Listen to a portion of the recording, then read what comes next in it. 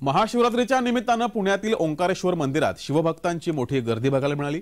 पेशवेकालीन असणाऱ्या या ओंकारेश्वर मंदिराला मोठा इतिहास आहे। ओंकारेश्वर मंदिर जागृत देवस्थान मानलं जातं।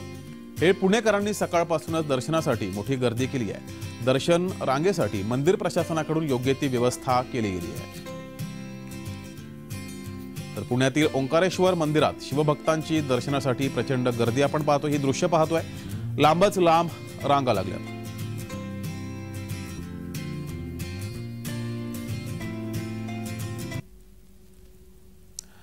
तर आपले प्रतिनिधी रोहन कदम आपल्या सोबत जोडलेत।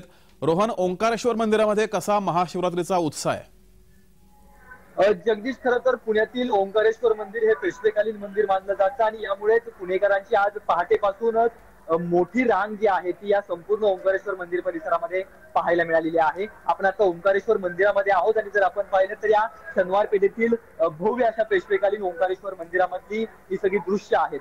अगदी आज सकाळी पहाटे 5 वाजल्यापासून जे आहे ते ओंकारेश्वर मंदिरामध्ये अभिषेक झाल्यानंतर मोठ्या प्रमाणामध्ये जे आहे ती पुणेकर नागरिकांनी मोठ्या प्रमाणामध्ये गर्दी केलेली पाहायला मिळाली आणि या गर्दीच्या माध्यमातून पुणेकरांनी दर्शन देखील मंदिराचं घेतलेलं आणि शिवलिंगाचं दर्शन घेतलेलं पाहायला मिळालं। खरं तर पुण्यातील अनेक प्राचीन मंदिरं या ठिकाणी आहेत, परंतु पुण्यातील प्रामुख्याने महादेवाची मंदिरं ज्यामध्ये अमृतेश्वर असेल, ओंकारेश्वर असेल, पार्वतीचे देवदेवेश्वर असेल आणि रामेश्वर ही मंदिरं जी आहेत डोळ्यांसमोर पुणेकरांच्या येतात। परंतु शनिवार पेठेमध्ये वसलेलं हे ओंकारेश्वरचं मंदिर आणि या मंदिरामध्ये झालेली फुलांची आरास, ही फुलांची आरास पाहण्यासाठी आज सकाळपासूनच जे आहे ती पुणेकरांनी मोठ्या प्रमाणामध्ये जी आहे ती गर्दी केलेली आहे आणि मोठा असा पोलीस बंदोबस्त देखील यासाठी जो आहे तो मंदिर परिसरामध्ये तैनात करण्यात आलेला आहे। ही गर्दी येत्या काही तासांमध्ये आणखी वाढू शकते, त्यामुळे पुणेकर पोलिसांनी जी आहे ती चोख बंदोबस्त या सगळ्या परिसरामध्ये ठेवलेला पाहायला मिळतोय। जगदीश, धन्यवाद रोहन दिलेल्या माहितीबद्दल।